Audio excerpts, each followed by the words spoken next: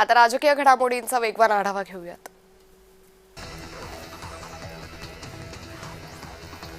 भारतीय जनता पार्टीच्या स्थापना दिनाच्या पूर्वसंध्येला प्रदेशाध्यक्ष रवींद्र चव्हाणांनी त्यांच्या सोशल मीडिया हँडलचा चेहरा बदललाय। चव्हाण यांच्या डीपी आणि कव्हर इमेजवर आता पक्षचिन्हाचा आकर्षक फोटो झळकतोय।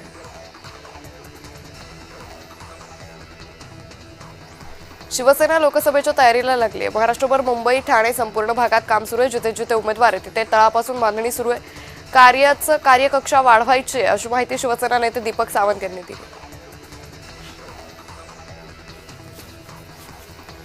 नाशिकमध्ये विविध ठिकाणी लावण्यात आलेल्या झाडांची गिरीश महाजनांनी पाहणी केली। नाशिकच्या हिरावाडी मखमलाबाद रोड परिसरात मागच्या काही महिन्यांपूर्वी 15 ते 20 हजार झाडांची लागवड करण्यात आली आहे। त्याची पाहणी महाजनांनी केली। ठाकरे गटाच्या उपनेत्या सुषमा अंधारे यांनी अंजली दमानी यांना काही सवाल केले। अनोळखी व्यक्तीच्या माहितीवर विश्वास कसा ठेवला, सीडीआर पाठवणारा तो व्यक्ती कोण होता, अशी विचारणा अंधारे यांनी केली आहे। उपमुख्यमंत्री एकनाथ शिंदे यांना बुद्धरत्न समाजभूषण पुरस्कारानं सन्मानित करण्यात आलं। आंतरराष्ट्रीय बौद्ध धम्म परिषदेचं ठाण्यात आयोजन केलेलं त्याचं औचित्य साधत शिंदेंचा गौरव करण्यात आला।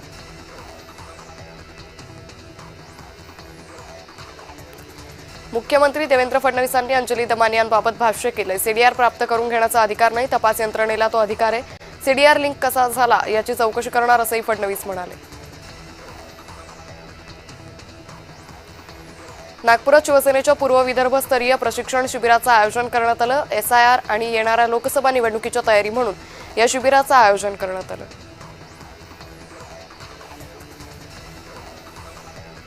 सुनील तटकरे यांनी विठ्ठल रुक्मिणीचं दर्शन घेतलं। यावेळी त्यांना अजित पवार यांच्या आठवणींना उजाळा दिला। बारामतीची पोटनिवडणूक बिनविरोध करा असं पुन्हा एकदा आवाहन सर्व पक्षांना केलं।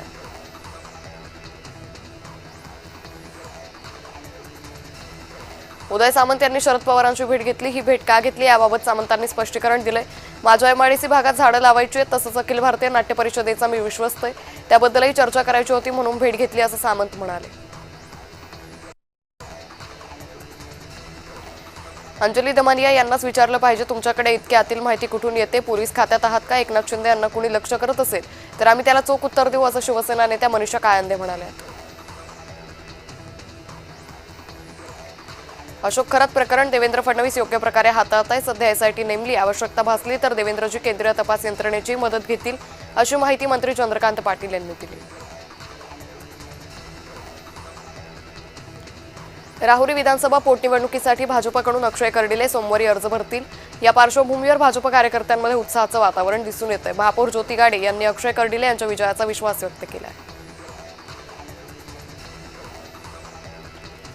बीडमध्ये काँग्रेसच्या संघटनेत मोठी हालचाल सुरू झाली आहे। भारतीय राष्ट्रीय काँग्रेस कमिटीच्या संघटन सृजन अभियानाच्या पार्श्वभूमीवर दिल्लीहून अभियानाचे प्रमुख नीतू वर्मा बीडमध्ये दाखल झाले आहेत।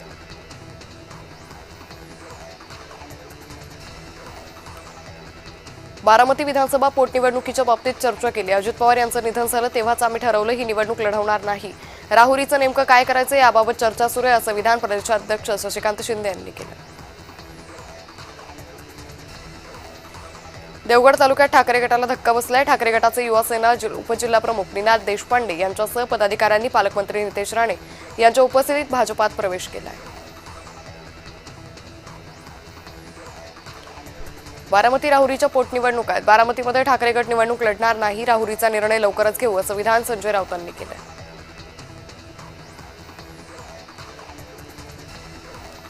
बारामती पोटनिवडणुकीसाठी काँग्रेसनं उमेदवार दिलाय। बारामतीची पोटनिवडणूक बिनविरोध व्हावी यासाठी सुनेत्रा पवारांनी हर्षवर्धन सपकाळांना फोन केला होता, मात्र काँग्रेसनं आकाश मोरेंना उमेदवारी दिली आहे।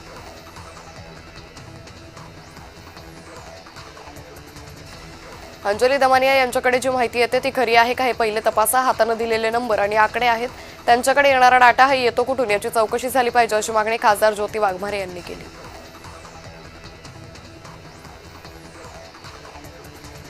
गणेश नाईक यांचा स्वतःचा इतिहास वादग्रस्त आहे। हे ठाण्याला आणि संपूर्ण महाराष्ट्राला माहिती आहे त्यांचा स्वतःचा इतिहास वादग्रस्त आहे। त्यांनी दुसऱ्यांच्या वर्तमानात ढवळाढवळ केली, मग त्यांचं भविष्य किती खराब होईल ही जनता तुम्हाला दाखवून देईल असं म्हणत ज्योती वाघमारेंनी गणेश नाईकांवर टीका केली।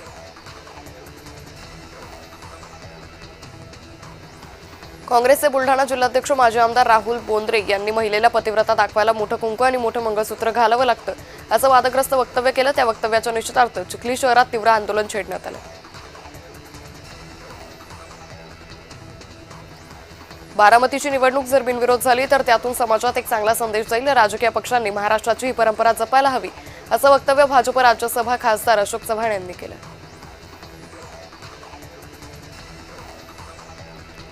खरातची सखोल चौकशी झाली पाहिजे अशी आमची मागणी आहे. फास्ट ट्रॅक कोर्टामध्ये खटला चालला पाहिजे आणि कठोरात कठोर शिक्षा अशा मनोवृत्तीच्या व्यक्तीला झाली पाहिजे, असं सुनील तटकरे म्हणाले.